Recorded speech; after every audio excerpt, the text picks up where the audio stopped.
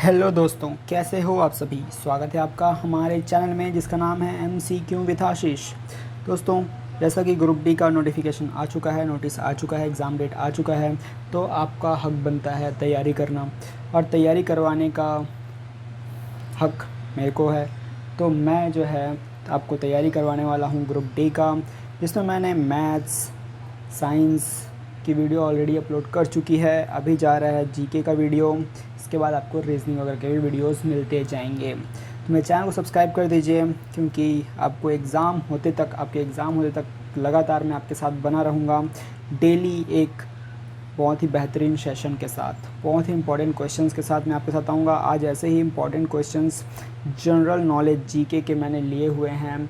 Basic से start करेंगे, लगभग 2 महीने का टाइम है आपके पास। बेसिक से हम लोग पूरा कंप्लीट करते जाएंगे और सारा चीज़ आपका रिवाइज़ हो जाएगा। ये पूरी तरह से फ्री बैच होने वाला है और कंप्लीट बैच होगा। क्लियर है? तो आगे बढ़ते हैं क्वेश्चन की तरफ। तो सबसे फर्स्ट क्वेश्चन है, श्वेत क्रांति का संबंध किससे है? ऑप्शन है हमारे पास दुग्ध उत्पादन, धान उत्पादन, चीनी उत्पादन या फिर मछली उत्पादन। तो बताइए श्वेत क्रांति का संबंध किससे है? सही आंसर हो जाएगा इसका दुग्ध उत्पादन से। ठीक है, दूध उत्पादन का मतलब श्वेत क्रांति का संबंध दूध उत्पादन से है। आगे बढ़ते हैं सेकंड क्वेश्चन की तरफ। यूएनओ संयुक्त राष्ट्र संघ जिसको बोलते हैं का मुख्यालय कहाँ पर है? पेरिस में, वाशिंगटन में, जेनेवा में या फिर न्यूयॉर्क में? अगर आपको आंसर्स पता है तो आप काउंट करते जाइए और तेज़ी से आगे बढ़ते जाइए 2x की स्पीड में, ताकि जल्दी से आपका कवर हो जाए, आपका टाइम भी बच जाए। और जितने भी क्वेश्चन आपके सही होते हैं, आउट ऑफ 20 आपके कितने सही हो रहे हैं वो आप कमेंट बॉक्स में बताते जाएंगे। ठीक है, तो कहाँ पर है यूएनओ का मुख्यालय? तो सही आंसर होगा न्यूयॉर्क। क्लियर है? आगे बढ़ते हैं थर्ड क्वेश्चन की तरफ। लोकसभा की अधिकतम सीटें कितनी हैं? बताइए लोकसभा की अधिकतम सीटें कितनी है? 500 है, 520, 545 या फिर 550? तो सही आंसर हो जाएगा इसका 545। क्लियर है? 545 लोकसभा की सीटें हैं भारत में। आगे बढ़ते हैं चौथे नंबर के क्वेश्चन की तरफ। मेघदूत के रचयिता कौन हैं? बताइए मेघदूत नामक बुक किसने लिखा है? तुलसीदास, कालिदास, सूरदास या फिर जयशंकर प्रसाद जी ने? तो किसने लिखा है? सही आंसर क्या हो जाएगा इसका? ऑप्शन नंबर बी, कालिदास जी ने मेघदूत लिखा हुआ है। पाँचवें नंबर के क्वेश्चन की तरफ चलते हैं। भारत का पहला उपग्रह कौन सा था?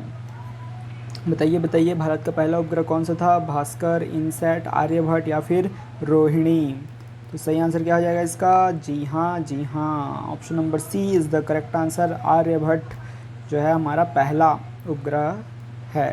ठीक है, 6 नंबर के क्वेश्चन की तरफ चलते हैं हम। विश्व का सबसे बड़ा महासागर कौन सा है? तो बताइए विश्व का सबसे बड़ा महासागर कौन सा है? अटलांटिक है या फिर हिंद महासागर, आर्कटिक या फिर प्रशांत महासागर? जी हाँ, प्रशांत महासागर इज़ द करेक्ट आंसर, जिसको इंग्लिश में पैसिफिक ओशियन भी कहते हैं। ठीक है, पैसिफिक ओशियन भी कहते हैं प्रशांत महासागर को। तो ये विश्व का सबसे बड़ा महासागर है। आगे बढ़ते हैं 7th नंबर के क्वेश्चन की तरफ। भारत का सबसे ऊंचा झरना कौन सा है? Jog falls, Dudhsagar falls, Kuchikal falls या फिर बारह पानी फॉल्स? तो बताइए सबसे ऊंचा झरना सिर्फ भारत का पूछ रहा है, तो सही आंसर क्या हो जाएगा? Yes, Kuchikal falls. अगर आपको सेशन अच्छा लग रहा है, आपको सब्सक्राइब करना है, लाइक करना है वीडियो को, आगे बढ़ते जाओ। भारत का सबसे छोटा राज्य कौन सा है? इजी क्वेश्चन है। बताइए सबसे छोटा राज्य, क्या वो गोवा है, त्रिपुरा है, सिक्किम है या फिर नागालैंड है? तो सही आंसर सबको पता है, गोवा ही है। आगे बढ़ते हैं 9th नंबर के क्वेश्चन की तरफ। योजना आयोग का गठन कब हुआ था? तो बताइए क्या 1947 में या फिर 1950, 1951 या फिर 1952 में? योजना आयोग आपको पता है 2014 में उसको रद्द कर दिया गया जब मोदी की गवर्नमेंट आई। ठीक है, तो कब गठन हुआ था इसका? तो इसका गठन हुआ था 1950 में। क्लियर है? आगे बढ़ते हैं 10वें नंबर क्वेश्चन की तरफ। नोबेल पुरस्कार पाने वाले पहले भारतीय कौन थे? Rabindranath Tagore, CV Raman, Mother Teresa या फिर अमर्त्य सेन? क्या हो जाएगा सही answer? Option number A, Rabindranath Tagore ji को सबसे पहले नोबेल पुरस्कार मिला था भारत में। आगे बढ़ते हैं, और किस पे मिला था? उसके बुक पे मिला था, साहित्य के क्षेत्र में। ठीक है, आगे बढ़ते हैं। हरित क्रांति का संबंध किससे है? तो हरित क्रांति का संबंध किससे बताइए? उद्योग, कृषि, शिक्षा या फिर स्वास्थ्य? तो ये भी एक बेसिक क्वेश्चन है। ऑप्शन नंबर बी हमारा सही आंसर होगा। आगे बढ़ते हैं अगले क्वेश्चन की तरफ। तो अगला क्वेश्चन है, भारत का राष्ट्रीय खेल क्या है? बताइए, क्या क्रिकेट है, हॉकी है, कबड्डी है या फिर फुटबॉल है? तो भारत का राष्ट्रीय खेल हो जाएगा आपका हॉकी। क्रिकेट मत डाल देना, हॉकी है, ठीक है। और हॉकी का जादूगर किसे कहते हैं? मेजर ध्यानचंद जी को। आगे बढ़ते हैं, विश्व का सबसे ऊंचा पर्वत कौन सा है? कंचनजंगा, माउंट एवरेस्ट, नंगा पर्वत या फिर धौलागिरी? तो सबसे ऊंचा पर्वत कौन सा है बताइए? जी हाँ, बिल्कुल सही जवाब, माउंट एवरेस्ट ही है जो सबसे ऊंचा पर्वत है, जो कहाँ पर है? नेपाल में स्थित है।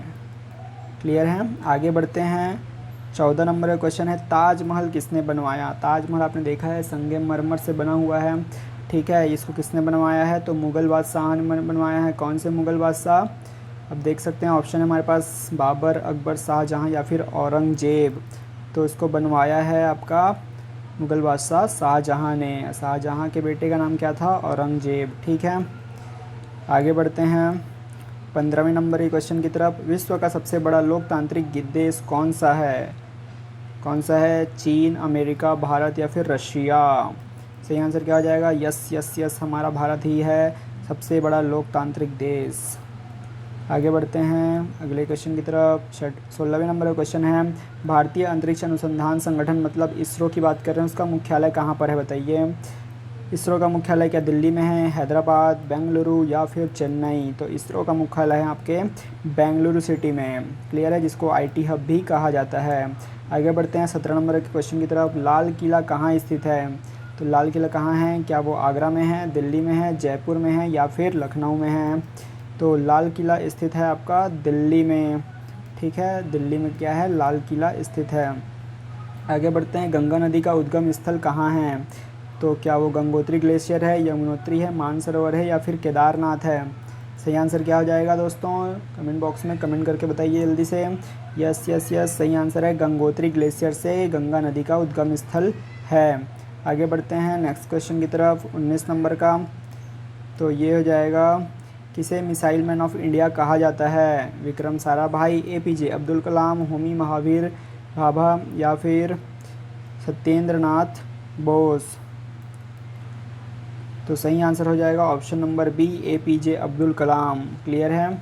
और ये जो होमी भाभा है, होमी जहांगीर भाभा ऐसा बोला जाता है, ठीक है। इन्होंने भी ये जो है परमाणु साइंटिस्ट थे और इनका जो है प्लेन क्रैश में दुर्घटना में इनकी मृत्यु हो गई, ठीक है। तो आगे बढ़ते हैं अगले क्वेश्चन की तरफ। हाँ, तो आज का लास्ट क्वेश्चन है। इसके बाद आपके लिए एक होमवर्क क्वेश्चन भी है जिसका आप कमेंट बॉक्स में आंसर दोगे, ठीक है। तो पहले ये वाले क्वेश्चन बताइए, क्या है सही आंसर? जनगण मन को किसने लिखा है, ठीक है। और आपका कितना सही हुआ ये भी आपको बताना है। क्लियर है। जनगण मन किसने लिखा है बताइए? बंकिम चंद्र चट्टोपाध्याय, रविन्द्रनाथ टैगोर, महात्मा गांधी या फिर रामधारी सिंह दिनकर जी ने? तो जनगण मन लिखा है रविन्द्रनाथ टैगोर जी ने। और बंकिम चंद्र चट्टोपाध्याय जी ने क्या लिखा है? यस, वंदे मातरम लिखा है। वंदे मातरम जो क्या है? राष्ट्रीय गीत है, ठीक है। और ये जनगण मन क्या है? राष्ट्रीय गान है। क्लियर है। आगे बढ़ते हैं 21वां नंबर क्वेश्चन जो आपके लिए HW है, होमवर्क है। इसको आपको कमेंट बॉक्स में कमेंट करके बताना है। अब इसको वर्क करने का जरा सीधा कमेंट कीजिए कमेंट बॉक्स में। क्वेश्चन क्या है? भारत का सबसे बड़ा राज्य क्षेत्रफल के अनुसार बताना है आपको कौन सा है? उत्तर प्रदेश, महाराष्ट्र, राजस्थान या फिर मध्य प्रदेश? सही आंसर कमेंट बॉक्स में कमेंट कर दीजिए, मैं हार्ट दे दूँगा अगर आपका आंसर सही रहा तो। क्लियर है। तो ये थे टोटल 21 क्वेश्चन। तो कैसा लगा आप कमेंट बॉक्स में बताइए। लाइक शेयर सब्सक्राइब करना ना भूलें, ठीक है। Thank you.